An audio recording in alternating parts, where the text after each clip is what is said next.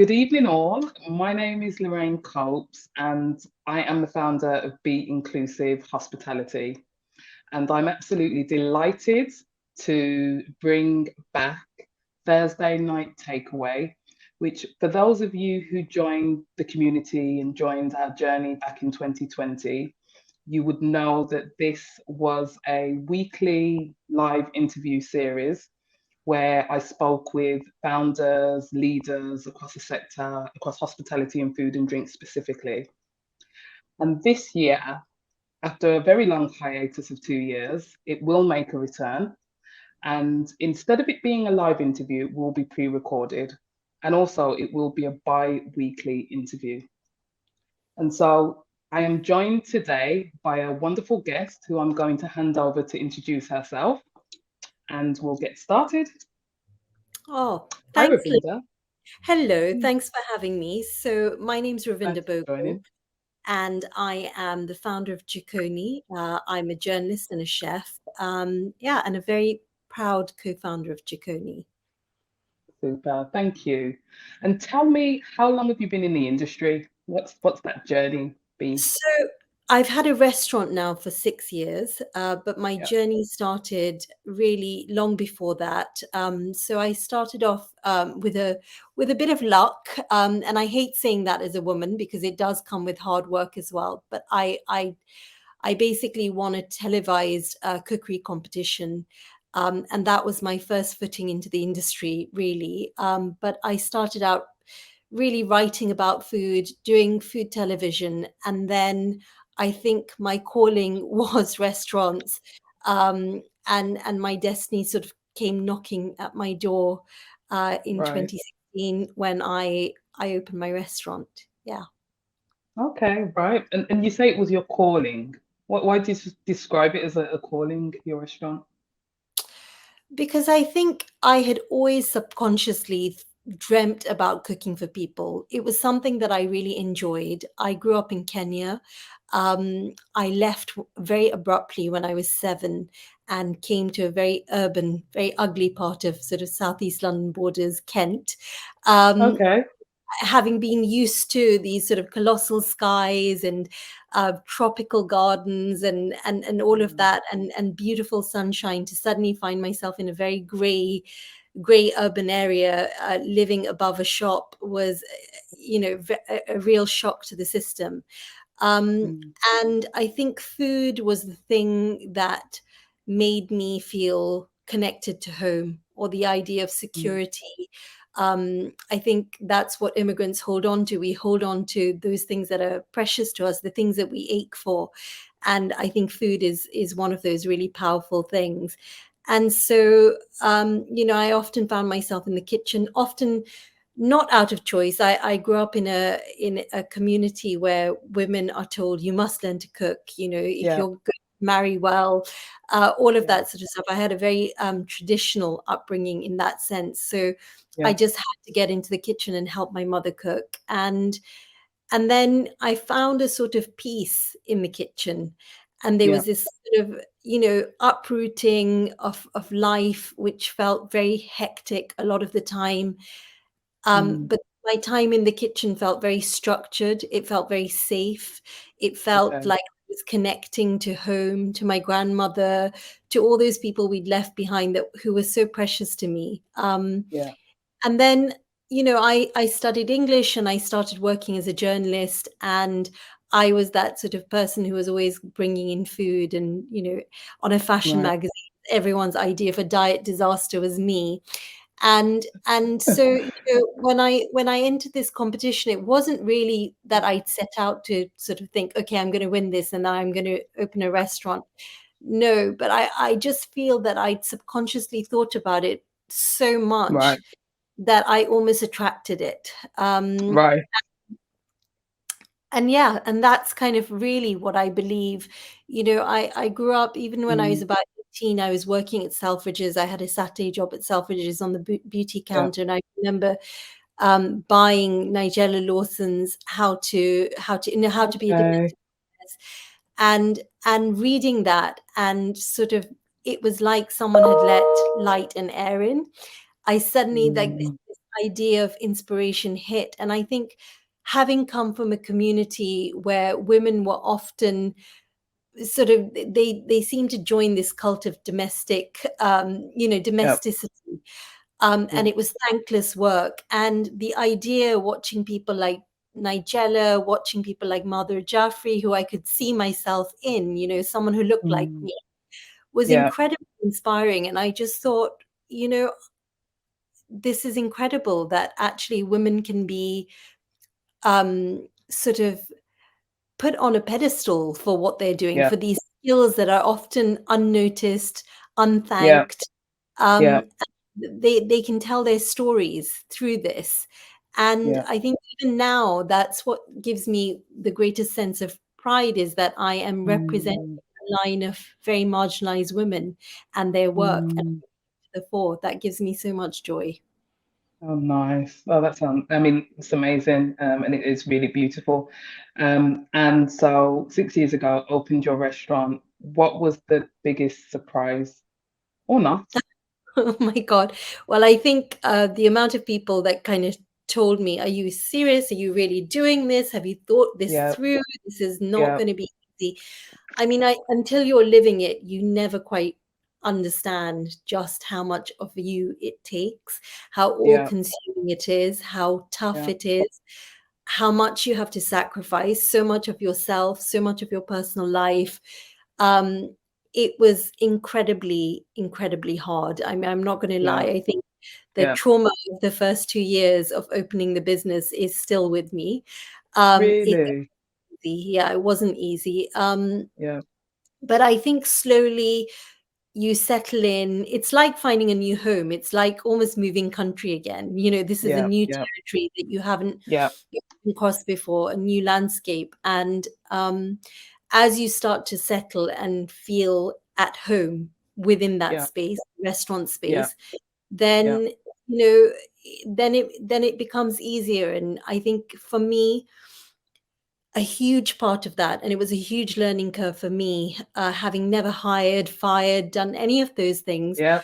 was Yeah. building a company culture, one that was really positive, one that put people first, one that put the team first, one that understood that if you can't show hospitality to your team, you haven't got a hope Mhm. in hell of showing it to anybody else.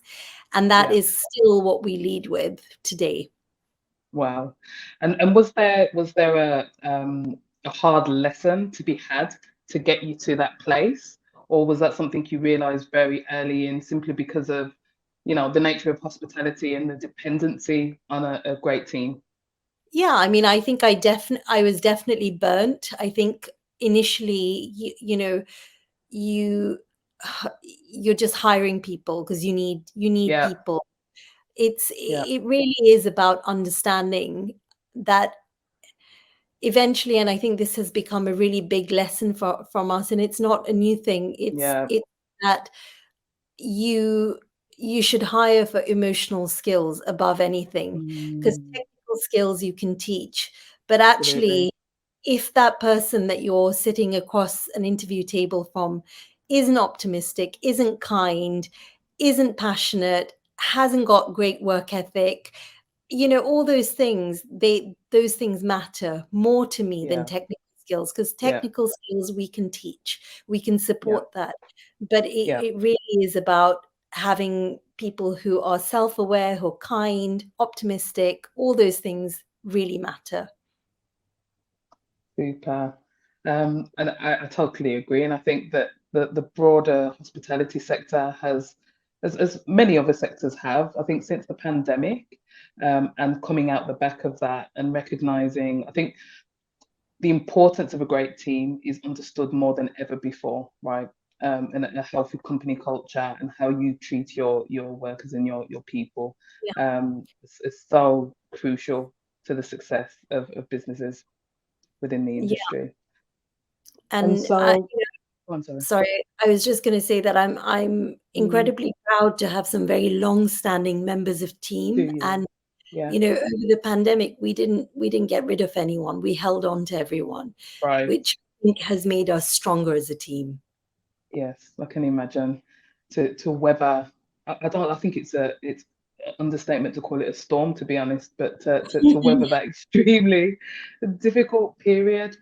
Now, something that you touched on before, and I just want to explore a bit further, is your thoughts about the power of sharing culture through food.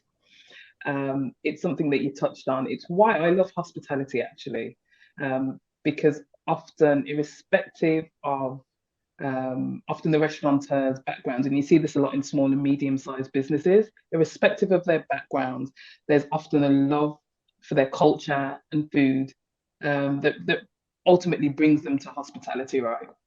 And so just expand on your thoughts on that and the important part it plays with what you do personally. God, there's so much I can say about that. And I think that for us, we have really been able to use Jikoni as a medium to tell stories about immigration and immigrants and how Yeah. important they are to our landscape, and how it's actually immigrants that make Britain great. And, Mm, I think the story that we tell through food is one of immigration. So the thought is that, when you're an immigrant, you have the ache of what you've left behind, and you pine for it, and you become very precious about preserving it, preserving your language, preserving your food, all those things. hmm. Yeah. But then as you begin to settle into your new nation, what initially might have seemed barren suddenly becomes very fertile, and you begin to appreciate all the other cultures that are living around you and all their customs and traditions. And I think immigrant food is about taking what's yours and overlaying it with the influences around you, and weaving those two stories together, those two narratives to get together to Yeah. tell something, to create something that actually is better than the sum of its parts. And I think Yeah. you can see that quite clearly through our food. I think one of the examples is our prawn toast Scotch egg with banana ketchup and pickled Hmm. cucumber. You Yeah. have the kind of love child of a British Scotch egg and a Chinese prawn toast.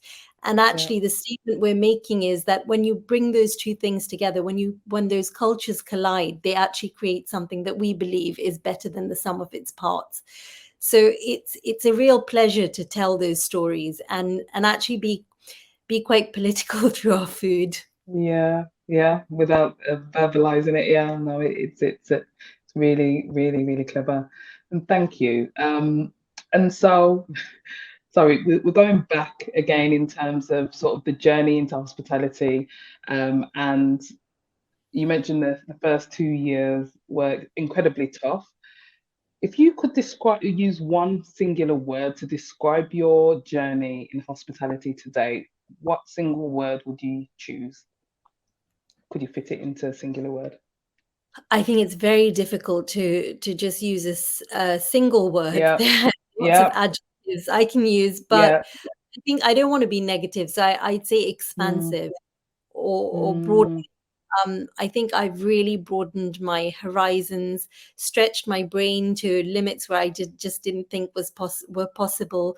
Having to learn the business side of restaurants, yeah, reading P&Ls, and yeah, attending accountants meetings, looking at legals, all those things yeah. were not an area that I was used to, and I still struggle with it. I'm still Hmm. not 100%. It's something that I have to really work on. Yeah, From where I was to where I've come, I feel very excited about, and I feel very proud that I have managed to stretch myself to yeah, that level.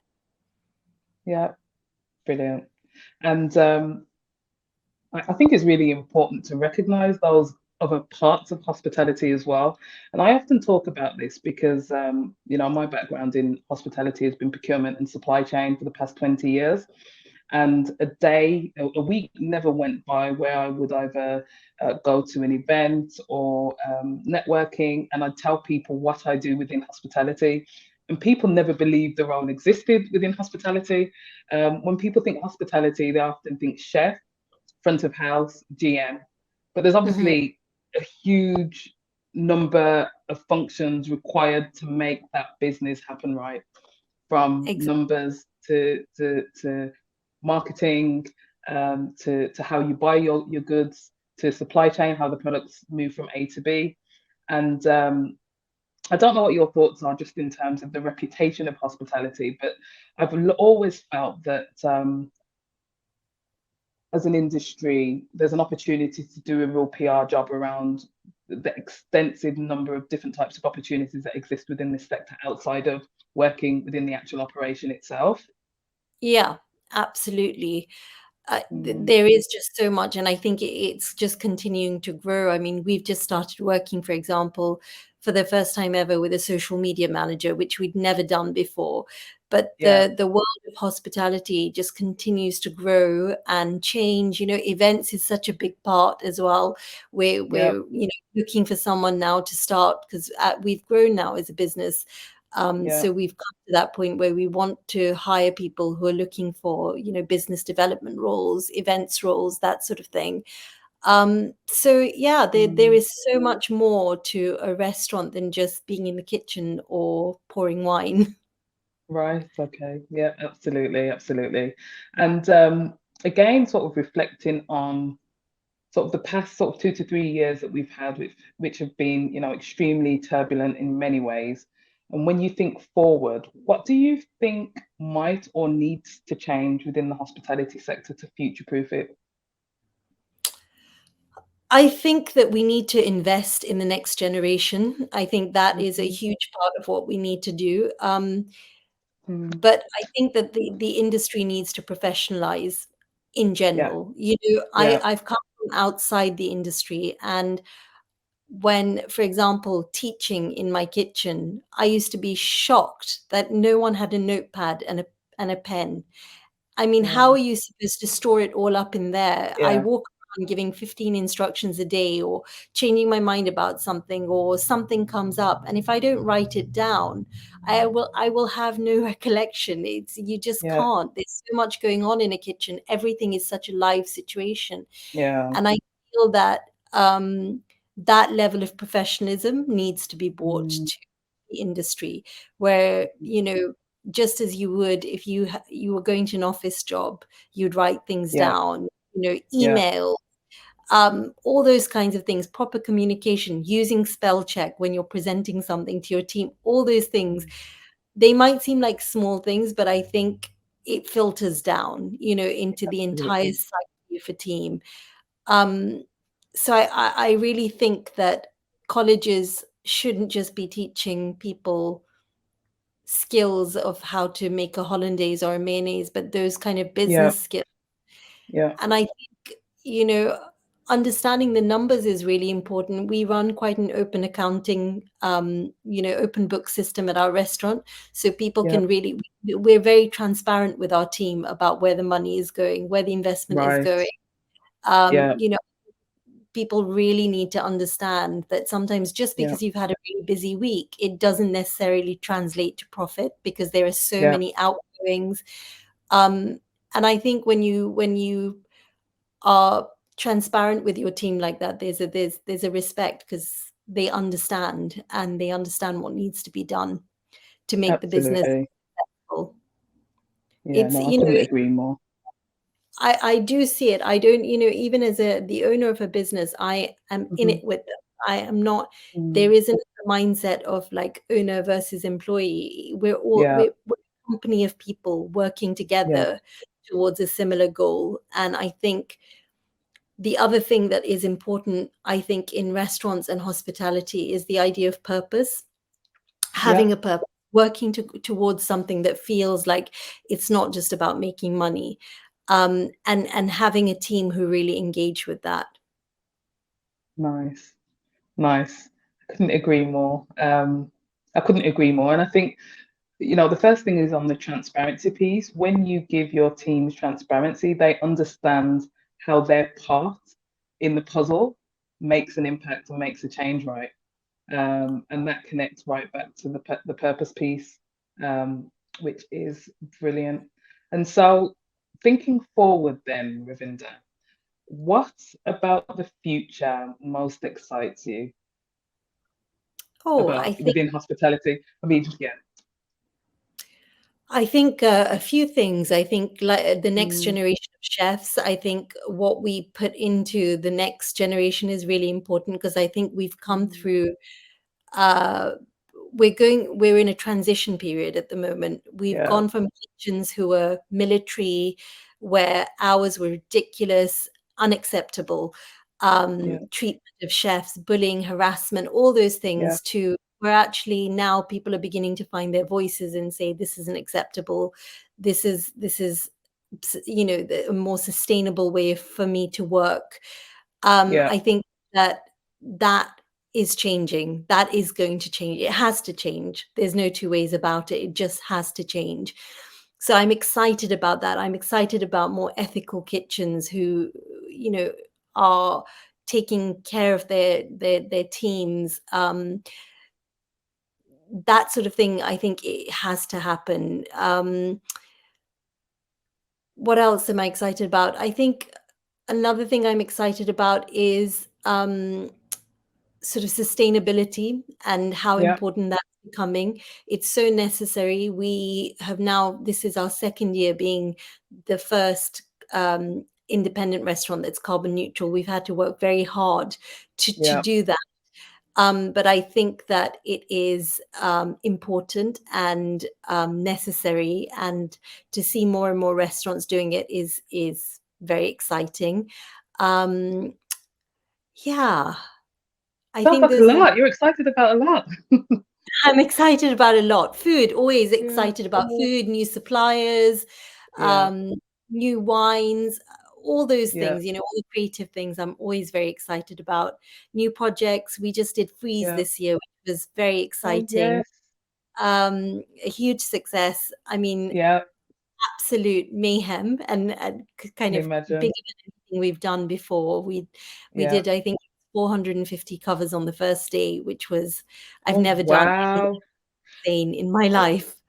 so tell Yeah. me, was it a fully fledged pop-up restaurant for Yeah. the entire It was period, or yeah?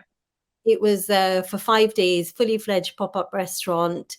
See, it was a 130 cover restaurant, was turning Oh very wow. quickly. Yeah, Um, we did an entirely vegetarian menu, which I was very excited about because we've just started working with this incredible biodynamic farm, just down the road from us. I really wanted to celebrate their produce and yeah, for us culturally, vegetables have always been a whole meal. yeah, We haven't, and I think the culture that I come from lends itself very very easily to really delicious vegetarian and vegan yeah. food. So it was very exciting to be able Definitely. to do that. Yeah. What else? I mean, the other things on my radar, I think that I'm very excited about is my book, which comes out this May. It's going to be called Comfort Okay. and Joy, and it's a vegetarian cookbook, but very What's it story, called? Sorry. What's it called? comfort and Sorry. joy, comfort and Nice. joy. Comfort and joy. Okay. Yeah. And it really is sort of a love letter to my grandfather and his allotment and his gratitude for all the things that came out of the ground that just gave us so much comfort and joy. Oh, lovely. That sounds amazing. Well, I'll look forward to getting at my hands on that. And where can people find you? Well, they can find me on my socials at Cooking Boots, or the Mhm. restaurant is at Jikoni, London, and you can always find me in Marylebone at Jikoni. Super. A few more questions to ask you, just a bit more of a quick fire round, just so that we understand a bit more about who you are. And I'm going to start with what's your favorite smell? My favorite smell, Yeah. curry leaves, in sort of blooming in oil. It Okay. reminds me of holidays in South India. They're just Nice. such a unique smell. There's nothing that you can substitute with a curry leaf. So in terms of Wow. foodie smells, yeah, that is definitely the one. Okay. Okay. Favorite season? Autumn. I think, when everything is so ripe and so kind of Yeah. there's so much of it. There's such a wealth of Yeah. things at the end of summer. I love that Yeah. season. I love things like sweet corn, Yeah. blackberries, Yeah. all those wonderful things that are coming in. It's interesting you associate it with food, which you lead with. um, Favorite word? Favorite word? My God, that is a really, really tricky one. I don't even know what my favorite word is. Is there a Immense. word that you overuse? I Immense. say I say immense a lot, Do you? Do you? Cool. but I I think say it's also delicious or delightful. I think it's immense is also about generosity. It's Yeah, immense. It's a lot. yeah, So yeah, yeah, yeah. yeah. Super. Favorite ingredient? I guess that would be the curry leaves because I think they're so transformative. They really Yeah, transform a dish. There isn't anything else you can substitute with a curry leaf. It's so unique in its flavor, its oiliness, its sort of citrus. So I think curry leaves are definitely one of my favorite ingredients. cool. Two more to go. Favorite color? Yellow. I like things that look bright and happy and Yeah, remind me of yeah, sunshine. yeah. Me too. Me too. And last but not least, your favorite drink? Right now, my favorite drink is actually one that I can't have and sort of obsess over. It is a drink called Dr. Ananas, and it is on our lunch menu. It's actually on our Yeah. dinner menu too, and it is to die for. So it's Hmm. basically a non-alcoholic, and it has pineapple, fresh pineapple that's been fermented with some green tea, and it's got a fresh turmeric in it and black pepper, and it Nice. just makes you feel so well. So it's all those things that are really good for fighting colds and flus. Yeah, Uh, yeah. and pineapple apparently is an expectorant, which means if you've got a cough, it kind of brings up all the phlegm. It's very good for you to have. Really? Okay. Yeah, Combined with black pepper and then the fresh turmeric as well. yeah, And the yeah. reason I can't have it is that I'm sadly allergic to pineapple, and I love pineapple, so it kills me that No, I tasted it last really? time. I was like, "I just want to have this whole glass." Like, I literally want to gulp it down, but I Oh had to do no. a sip and stop at that. Oh, bless you. Is it an allergy you've had from childhood, or have you developed it No, later in life? Or I it was about maybe 8 years ago, I suddenly developed this allergy to pineapple and crab, right, weirdly. Both things really? that I love eating, and now I just can't. Hmm. Oh dear. I'm sorry to hear that. But Ravinder, it's been an absolute delight having you join us tonight. Absolutely loved hearing your story, and we will definitely stay in touch and do something soon. Thank you so much for having me. Lovely chatting, Lorraine. No problem at all. Good to see you. Thanks. Thank you for joining us for the very first Thursday night takeaway of 2023. As I said at the beginning, Thursday Night Takeaway will be released every other Thursday at 7 p.m. on our YouTube channel. To keep your eyes peeled for who our next guest will be, it's going to be someone amazing as well. And I will see you in 2 weeks' time. Bye.